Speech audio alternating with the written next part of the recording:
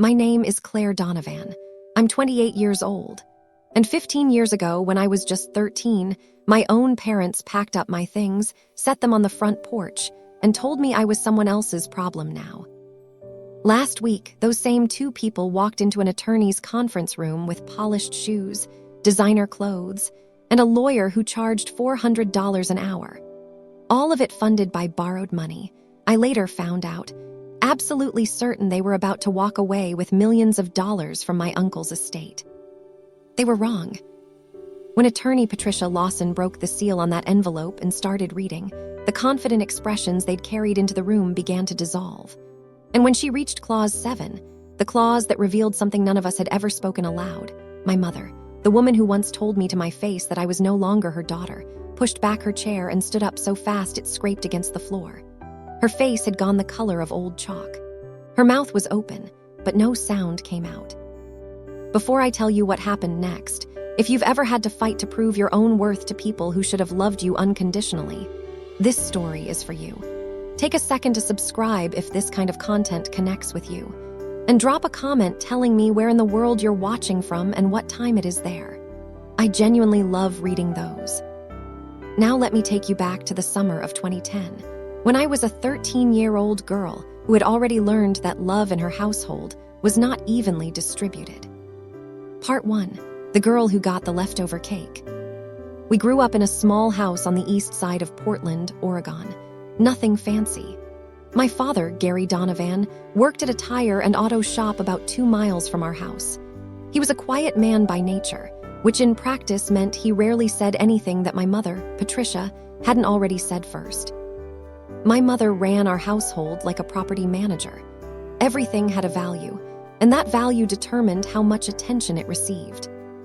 My sister, Brianna, was 2 years older than me. She had Mom's same light hair and her easy, social personality. People were always saying it. Brianna is the spitting image of you, Patricia.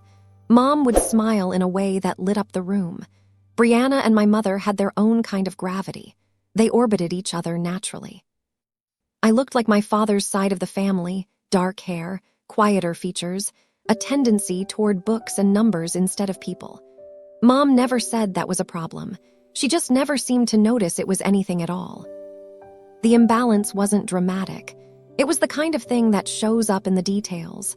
For Brianna's 15th birthday, Mom rented a karaoke machine and ordered a 3-tier cake from the specialty bakery across town. 20 guests, streamers, the whole event. 3 months later, for my 13th birthday, the 4 of us sat around the kitchen table with a cake Mom had brought home from her shift at the grocery store where she worked, a markdown item, still in the plastic clamshell container, the frosting reading, "Happy Birthday" with no name, because it had been left over from someone else's canceled order. I didn't say anything. I already understood. The moment I truly grasped my position in that family came when I was 12. That's when I accidentally discovered that Brianna had a college savings account, opened in her name when she was 5 years old, with 8 years of regular deposits already sitting in it. Thousands of dollars. I asked my mother why I didn't have one. She looked at me like the question had come from somewhere unexpected. "Brianna needs the support," she said. "You'll work something out. You've always been resourceful." That was the first time I understood clearly. I was the extra child, tolerated, kept around, but not quite planned for. The summer I was 13, I found out that Oregon State University ran a residential science and mathematics academy for students who demonstrated exceptional academic promise. 6 weeks on campus, fully funded. Tuition, housing, meals, all of it covered. The total scholarship value was listed at $4,200. I applied without telling anyone. By then, I had learned not to announce hope out loud in that house. On May 15th, I got the acceptance letter. More than 2,000 students had applied. 50 had been chosen.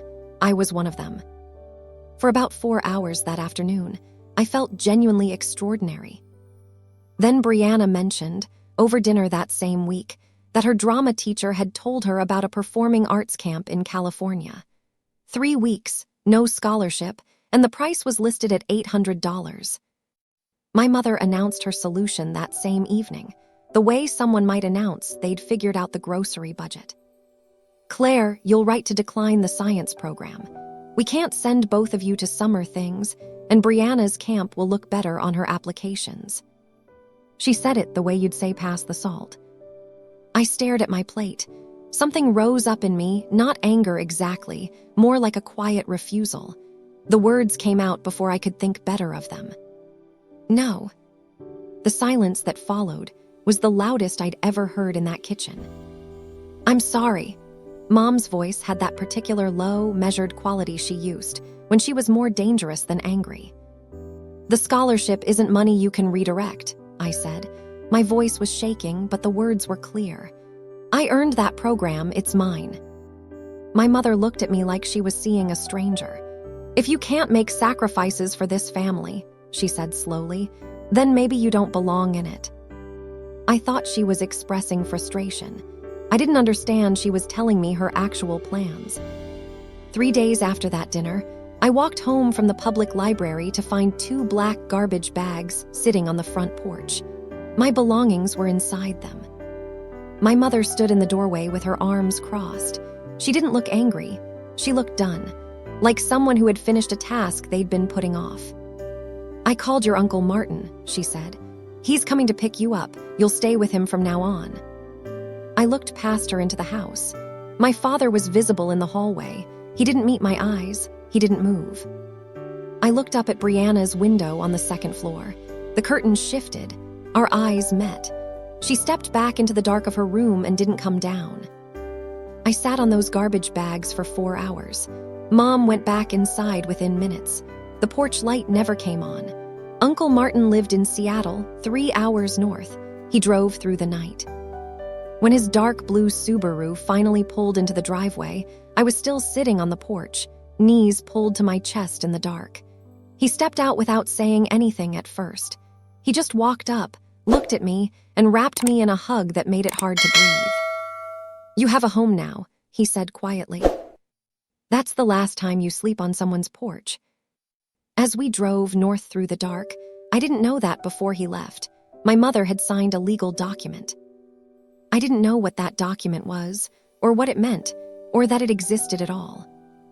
I was just a scared kid, watching the highway lights blur past the window and wondering what I had done wrong. It would take 15 years for that piece of paper to resurface. When it did, it changed everything. Part 2, the life he helped me build. Uncle Martin's house in Seattle's Fremont neighborhood wasn't large, but it was warm in a way I had never experienced before. For the first time in my memory, I had my own room, a shelf for my books, a desk by the window, space that was entirely mine. But more than any of that, I had someone who paid attention. Uncle Martin had built Donovan commercial properties over roughly 15 years, starting with a single office building he'd purchased after working double shifts for most of his 30s. By 2010, he owned 9 properties across the Seattle area. He'd never married. He had no children. When I showed up at his door with everything I owned in 2 plastic garbage bags, he didn't treat it like a burden. He treated it like an arrival. He enrolled me in school, helped me with homework, showed up to every parent-teacher meeting for 4 years. He made dinner most nights and asked about my day like the answer genuinely mattered to him. I graduated from high school in 2014 with a 4 GPA and a full record of academic awards. The University of Washington accepted me into their business school with a partial scholarship. By 2018, I had a bachelor's degree in finance, graduating near the top of my class. Uncle Martin had been bringing me into his business since my sophomore year, first as an intern doing data entry and lease audits, then gradually more. I learned how commercial real estate actually worked, how you read a property's potential, how you manage tenant relationships, how you look at a balance sheet and understand what the numbers are really saying. In 2019, after a year and a half at a large accounting firm, I earned my CPA certification. A year after that, Uncle Martin offered me a position as his company's controller. By 2021, I was CFO, managing a portfolio worth over $23 million. On my 26th birthday, Uncle Martin sent me an email I still have saved in a folder labeled, "Keep Forever." The subject line was, "To my daughter." The message said, "You have never needed to prove anything to the people who discarded you, but you needed to prove it to yourself, and you have every single day. Happy birthday, Claire." In the 15 years I had been in Seattle, my biological family reached out to me exactly 3 times. The first time was in 2012. My mother called Uncle Martin's phone, not mine, to ask if he could contribute $5,000. My father had been let go from the auto shop. Times were tight. Surely Martin could help out his own relative. Uncle Martin declined. He told me about the call later, his expression tight. "They didn't ask a single thing about you," he said. "Not how school was going, not whether you were okay, just the money." The second time was in 2016. Brianna mailed me a wedding invitation, a formal printed card with my name on it, no personal note attached, no acknowledgement of the 8 years of silence. I didn't attend. I didn't send a gift. I didn't reply. The third time was in 2020. My mother sent me an email. Subject line, "Checking in."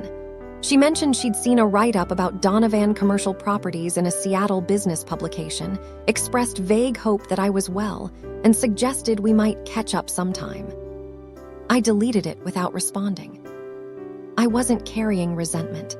I had simply built a life that moved in a different direction, and nothing about those 3 contacts made me want to change course.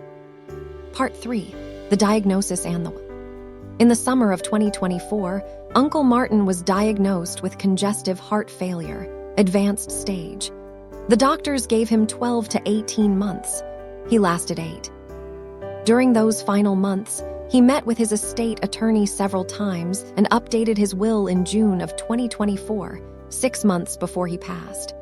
When I asked him about it, he just looked at me and smiled. "Everything is handled," he said. "You focus on running things well. I've taken care of the rest." He passed away on February 28, 2025. He died quietly at the hospital, and I was holding his hand. 1 week later, on a Tuesday morning, my phone rang from an unknown Portland number. I almost didn't pick up. "Claire."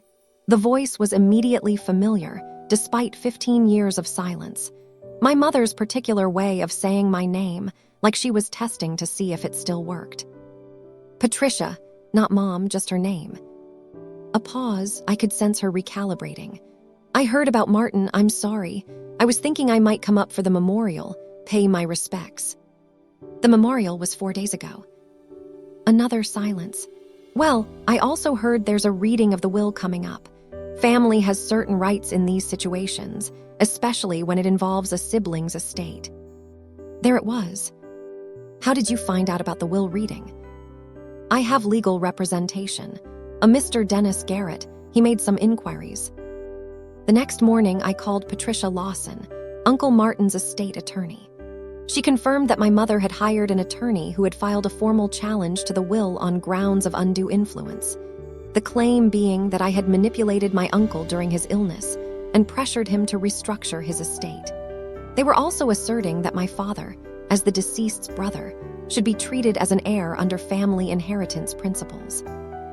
I sat at my desk for a long time after that call, looking at the framed photo of Uncle Martin I kept by my monitor. He was smiling in the picture. He almost looked like he'd expected this. Part 4, the document that changed the room.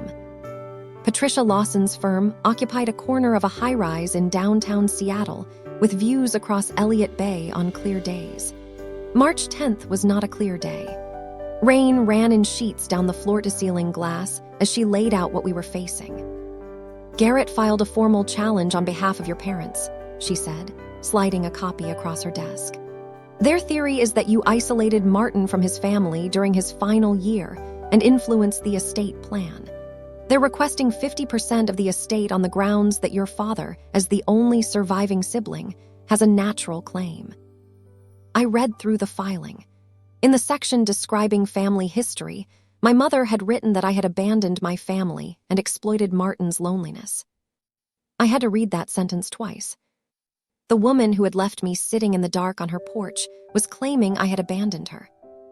Do you have any documentation of the circumstances under which you came to live with Martin? Patricia asked. I was 13, I said. I didn't keep records. Martin did. She picked up her phone, requested a specific file from archives. 20 minutes later, her assistant returned with a manila folder that looked like it had been waiting a long time to be opened. Patricia scanned the contents. Then she looked at me with an expression I couldn't immediately classify. Claire, did you know about this? She slid a document across the desk. At the top of the page, in formal legal language, voluntary relinquishment of parental rights and transfer of guardianship, dated July 15, 2010. The document stated that Gary James Donovan and Patricia Ellen Donovan, being of sound mind, voluntarily surrendered all parental rights and responsibilities for their minor daughter, Claire Marie Donovan, transferring full legal guardianship to Martin Andrew Donovan. It had been signed by both of my parents, by my uncle, and by a notary public. My hands were trembling. I had been 13 years old, sitting on a porch in the dark. Inside the house, my mother had been signing papers to make it official. What does this mean for their challenge? I asked. Patricia's expression shifted. It means your father has no standing to claim inheritance through family relationship. He legally terminated that relationship 15 years ago, voluntarily, with witnesses. A brother-in-law who has no legal connection to the beneficiary cannot claim inheritance based on familial ties. She offered me two options. The first was a negotiated settlement. Offer them somewhere between $500,000 and $1 million in exchange for withdrawing the challenge and signing away any future claims. Cleaner, faster, less public. The second option was to proceed with the scheduled will reading, let them attend as they demanded, and present all the evidence on the record. Patricia added that Uncle Martin had left specific instructions for exactly this scenario. He had anticipated it. He had wanted the truth documented. I went home and sat in my living room for a long time, looking at the photographs on the wall. 15 years of moments Uncle Martin had been there for. My high school graduation, my college commencement, my first day as CFO, a hiking trip we'd taken on my birthday 2 years ago. In every single photograph, he was beaming. Not one picture on that wall included Gary or Patricia Donovan. At 7 the next morning, I called Patricia Lawson. We proceed with the reading, I said. No settlement, no private arrangement. They chose to make this a public legal matter. I'm going to let them live with that choice. Are you certain? They called this, I'm just showing up. Part 5, the will reading. The conference room on the 47th floor of the Columbia Center held about 20 people comfortably. When I arrived 15 minutes early, 11 people were already seated. Patricia Lawson and 2 associates at the head of the table.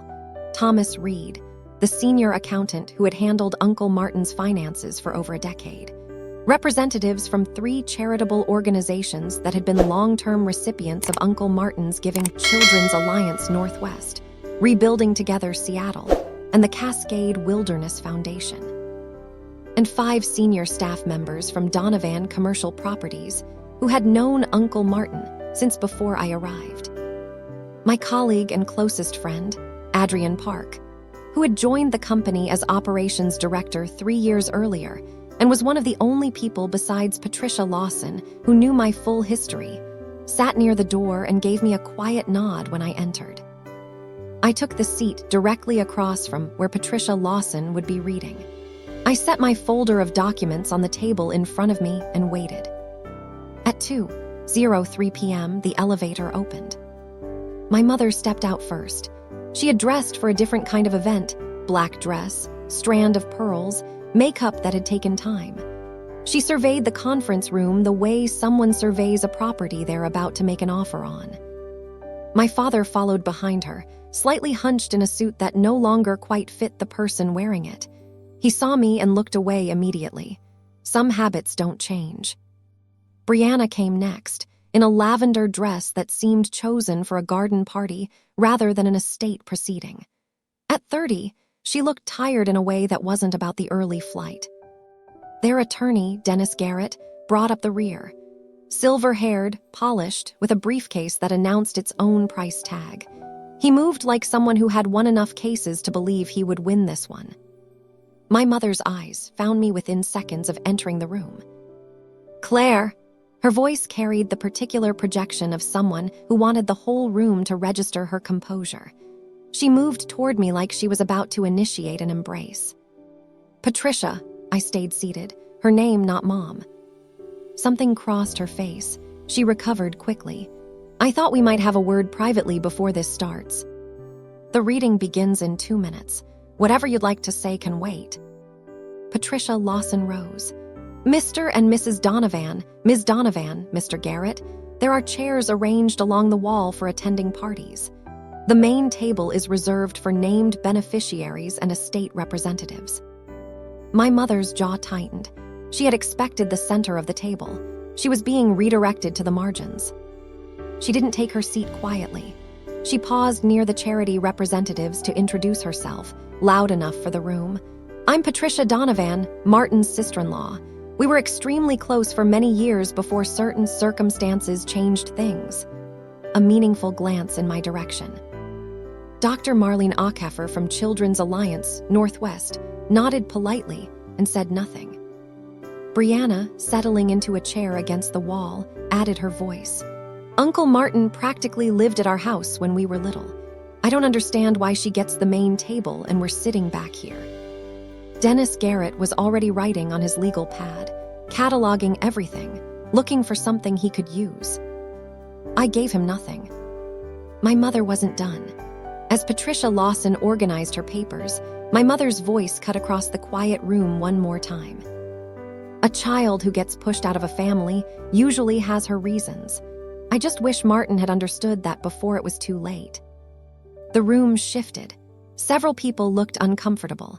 Thomas Reed, the accountant, was staring at my mother with an expression that wasn't quite disbelief, more like he was watching someone confirm a story he'd already been told.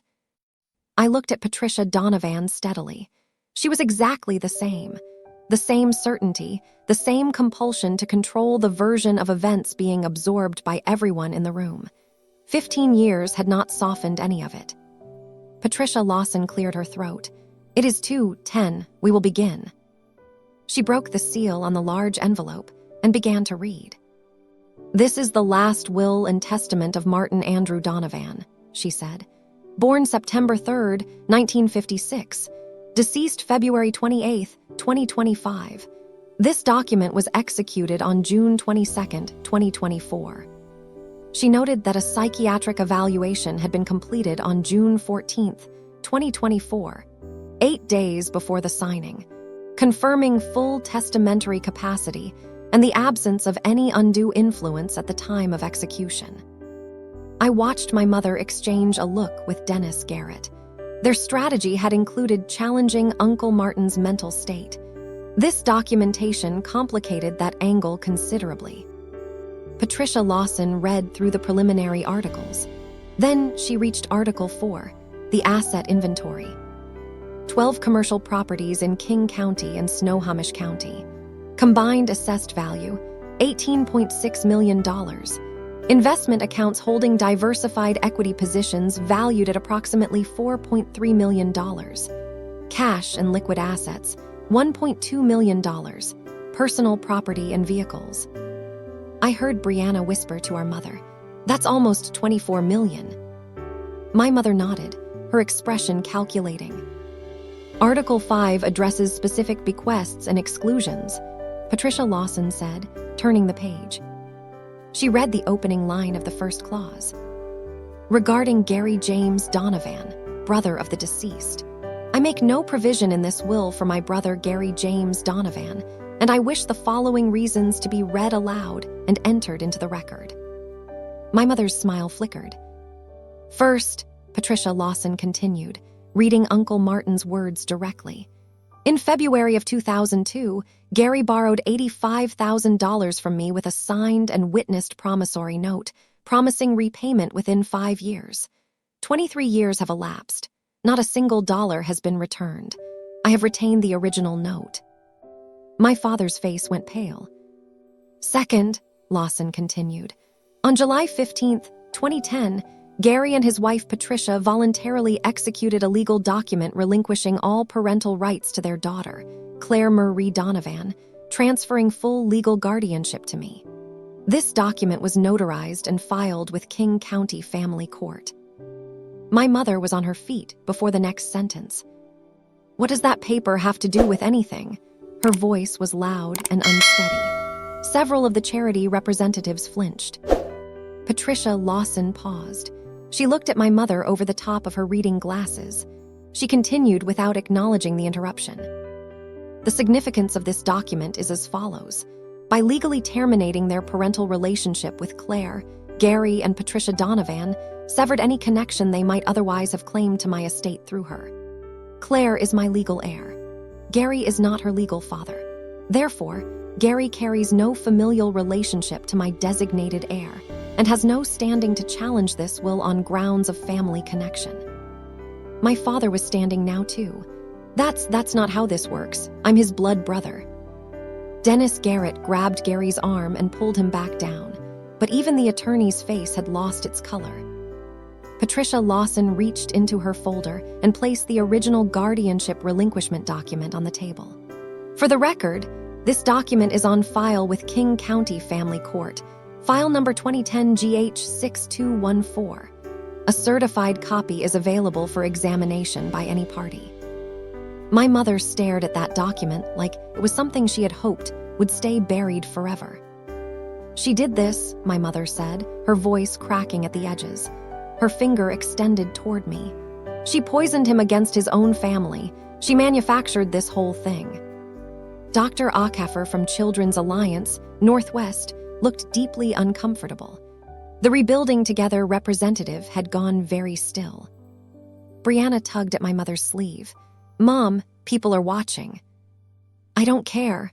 My mother's voice had broken from its careful register into something raw and frightened. I want to know how this happened. Martin loved Gary. They were brothers. I spoke. My voice came out even and clear, quieter than hers, which meant the room had to lean in slightly to catch it. Patricia, you made a decision 15 years ago. You put my belongings in garbage bags. You left me on the porch without a porch light. Then you went inside and signed a document to make it legal. I was 13 years old. I held her gaze. Everything that's happening in this room right now is the result of what you chose to do that night. Not what I chose. Not what Uncle Martin chose. What you chose. The room was completely silent. I don't hate you, I said, but I don't owe you anything either. You signed that away yourself. Dennis Garrett had stopped writing. His pen was resting motionless on the legal pad. Patricia Lawson allowed a brief pause. Then, if we may continue, we have not yet reached Article 7. My mother sank back into her chair. Patricia Lawson turned to page 12 of the will. She paused for a moment, then she read, Article 7, Designation of Sole Beneficiary. I hereby bequeath the entirety of my estate, all real property, investment accounts, liquid assets, personal effects, and business interests, to my legally adopted daughter, Claire Marie Donovan. Adopted. The word hit the room like a struck bell. My mother's face went white, not pale, white. Adopted, my father's voice came out hoarse. Since when? Patricia Lawson answered calmly. Martin Andrew Donovan formally adopted Claire Marie Donovan on October 4th, 2012, when she was 15 years old. The adoption was finalized in King County Family Court, case number 2012, AD 4178. As Gary and Patricia Donovan had already relinquished their parental rights in 2010, no additional consent from them was required. Brianna stared at me. So you're not even related to us anymore. Not legally, I said. Not since the night Mom signed me away. Patricia Lawson continued reading Uncle Martin's words. Claire is not merely a beneficiary. She is my daughter in every sense that the word carries meaning legally, professionally, and in my heart. She came to me as a wounded child and refused to remain one. She has demonstrated integrity, capability, and character in everything she has done. I trust her completely. There is no one on this earth I am prouder to call my own. My vision blurred. I blinked and eventually stopped trying to hold it back. Uncle Martin had never shown me this language. He had kept it for this moment. My mother was shaking her head slowly, the way someone does when they're trying to force themselves out of a bad dream. "Victor," she said, turning to her attorney, "tell them this isn't legally valid. Tell them we have grounds." Dennis Garrett didn't answer. He was staring at the table. Patricia Lawson reached for her tablet and turned it toward the room. "Mr. Garrett," she said, "perhaps you can explain this to your clients." She read aloud from the screen. An email dated April 11th, 2022, from Martin Donovan to Dennis Garrett. Subject line: terminating our professional relationship. In the message, Uncle Martin wrote that he was ending their arrangement because Garrett had repeatedly advised him to include Gary Donovan in his estate plan despite Gary's documented financial exploitation and his treatment of Claire, and that this advice was fundamentally contrary to Martin's own wishes. The room absorbed that in silence. "You previously represented Martin Donovan," Patricia Lawson said to Garrett. "You were terminated because you advocated for your current client's interests against your then-client's wishes.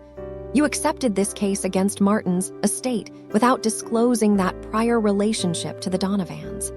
That is a significant ethical violation under Washington state bar rules." Dennis Garrett stood. His briefcase was already in his hand. "I need to review these documents," he said, his voice stripped of its earlier assurance. "We should step out." "You're leaving," my mother's voice pitched upward. "Right now, in the middle of this." He was already moving toward the door. "Dennis," her voice followed him. "Dennis." The door closed. My mother sat frozen, her attorney gone, her case collapsed, her strategy in ruins. In front of a room full of witnesses, she had introduced herself to 40 minutes earlier, while explaining what a close and loving family she came from. My father hadn't said a word in several minutes. He sat slumped in his chair, looking at the carpet, a man who had spent his whole life agreeing with whatever Patricia decided, and had finally arrived at the destination that road led to.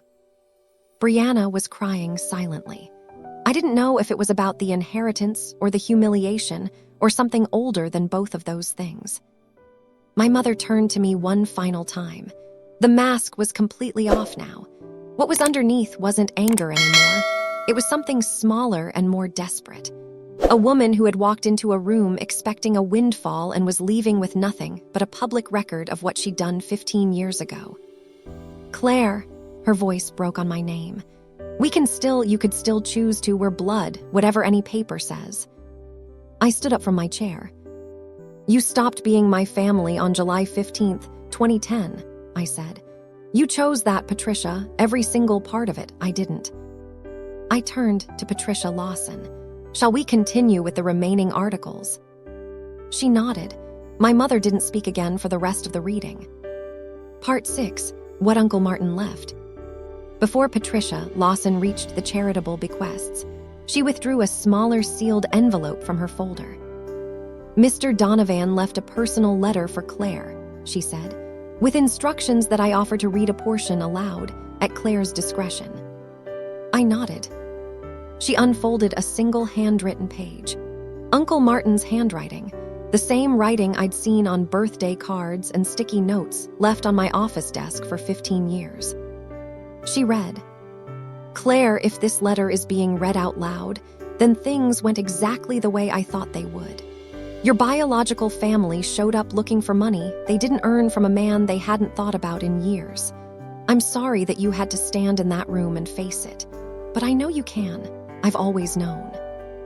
You came to me as a 13-year-old sitting in the dark on a porch, and you had every reason to give up on people. You didn't. Instead, you worked, and you learned, and you grew into someone I am profoundly, permanently proud of. I didn't rescue you, Claire. You rescued yourself. I just gave you a place to do it. I'm leaving you everything I built, not because you need it, but because you deserve it, and because I trust you completely to carry it forward the way I hoped to. Don't let guilt be the door they walk back through. You owe them nothing. You owe yourself everything. With all the love I have, your father, Martin." I didn't try to stop crying. I just let it happen. The charitable bequests were read next. $450,000 to Children's Alliance Northwest to fund a scholarship program for children from difficult home situations. $350,000 to Rebuilding Together Seattle for affordable housing rehabilitation. $250,000 to the Cascade Wilderness Foundation for environmental education programs. Dr. Ackafer from Children's Alliance approached me as the room began to clear. She shook my hand and held it a moment. "Martin talked about you at every single donor event," she said.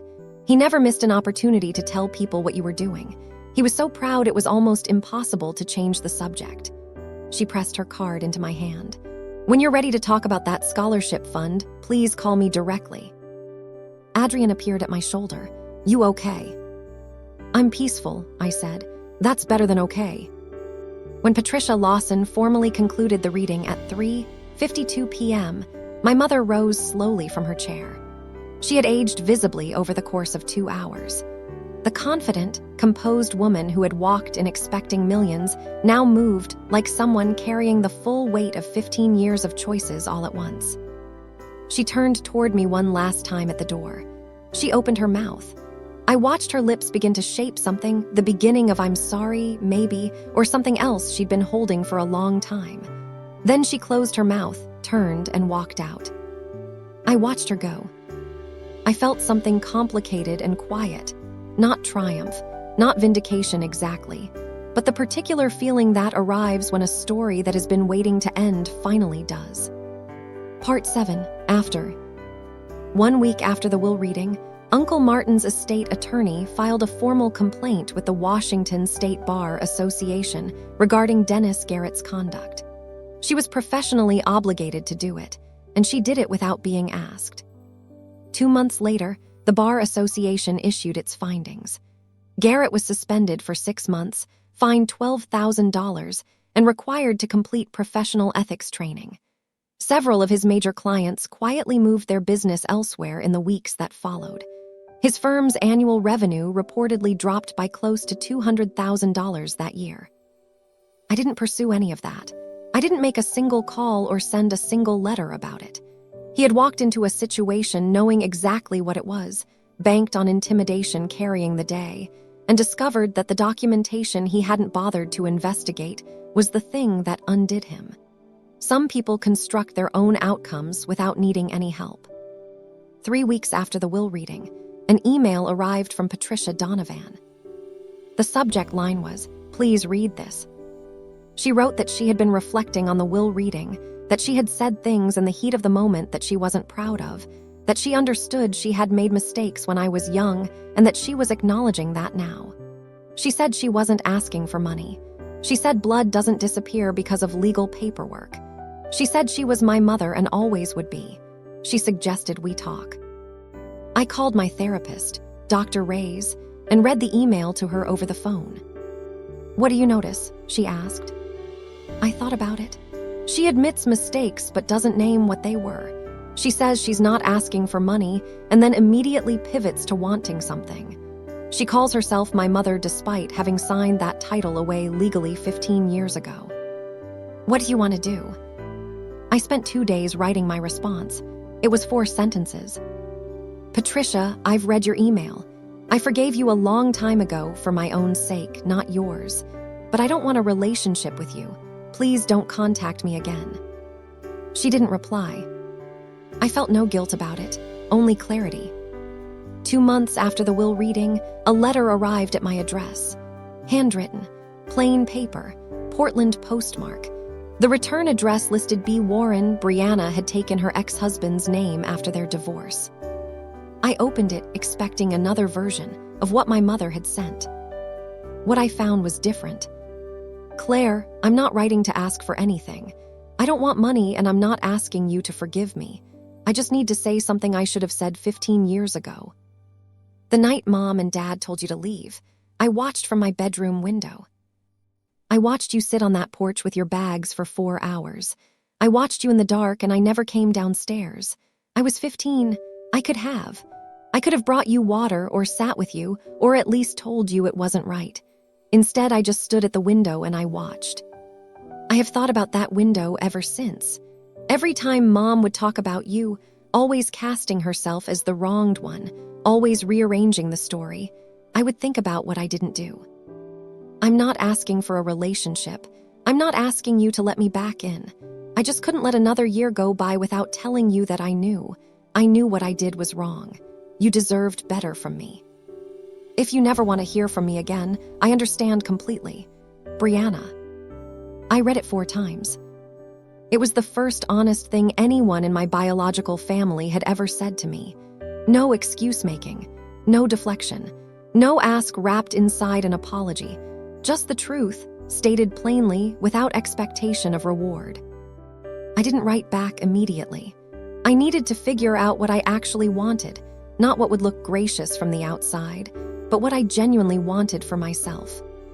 Dr. Reyes helped me think it through. The answer surprised me. I didn't want to close the door entirely. Brianna's letter had been the first real acknowledgement of what that night had been, stated plainly by someone who had been there. That was worth something I hadn't expected it to be worth. But I also wasn't ready to trust her. One honest letter doesn't erase 15 years of distance. I wrote back with conditions. Brianna, I've read your letter several times. The fact that you said what you said without asking for anything in return, that took something. I'm not ready for a full relationship. But I'm willing to try cautious contact if you can agree to 3 things. No communication through our parents. I've ended contact with them permanently, and that boundary is not negotiable. No discussions of money, the estate, or anything related to Uncle Martin's will. And I reserve the right to go quiet at any point without explanation. If those work for you, I'm open to a monthly video call. 15 minutes, low pressure, surface level first. This isn't forgiveness as invitation. It's just a door left slightly open. Let me know. Claire. Her reply came 3 days later. One word, accepted. March 14th, 2026. 1 year exactly since the will reading. I stood outside the first building Uncle Martin ever purchased, a modest commercial property in the Capitol Hill neighborhood, bought in 1988 when he was 32 years old with barely enough saved for a down payment. The building had been renovated last fall. New windows, updated systems, improved landscaping. A bronze plaque had been mounted beside the entrance. The Martin A. Donovan Building, in memory of a man who chose love over obligation. 1956-2025. I pressed my fingers to the letters of his name and held them there for a moment. In the 12 months since the will reading, Donovan Commercial Properties had grown to a portfolio value of $27.1 million, a 12% increase. Occupancy rates remained above 95%. We had added 2 new properties and completed major upgrades on 3 others. The Donovan STEM Scholarship had awarded its first 5 grants, full funding for summer science and mathematics programs for students navigating difficult family situations. Dr. Ackheffer at Children's Alliance had helped select each recipient. One of them had just been accepted to the University of Washington for the fall. Brianna and I had been talking monthly for 6 months. We'd extended the calls from 15 minutes to 25. I had seen photographs of her kids. She had heard about some of mine. We weren't sisters in any traditional sense. We were something newer and more carefully constructed than that, a relationship being built one cautious month at a time by 2 adults who had more history between them than either of us quite knew how to carry. My mother and father had stopped trying to contact me. I didn't know what their lives looked like now. I found that I genuinely didn't need to. Adrian walked up beside me, looking at the plaque. "How are you doing?" I considered the question. "Peaceful," I said. "I think I'm finally just peaceful." Uncle Martin had taught me that family is a choice, something people build together, not something assigned at birth and enforced through obligation. What I know now, standing outside the building that started it all, is this. You are not obligated to maintain relationships that cost you your sense of self. You are not required to remain in contact with people whose connection to you is defined by what they can extract. Forgiveness is something you extend for your own freedom, not as an invitation for others to walk back through a door you have every right to keep closed. And healing, real healing, isn't a dramatic moment in a conference room where justice is finally delivered. It's quieter than that. It's standing in the morning air outside a building with a plaque, feeling the cold metal under your fingertips, and realizing that the story you're living now is one you wrote yourself. Uncle Martin gave me the space to do that. The rest was mine. If something in this story resonated with you, if you've ever had to find your footing after someone decided you weren't worth keeping, I hope you know that your worth was never actually theirs to determine. It never was. Thank you for staying with this story all the way to the end. If you want to hear more stories about boundaries, family, and finding your own way, subscribe, and I'll see you in the next one. Take care of yourself.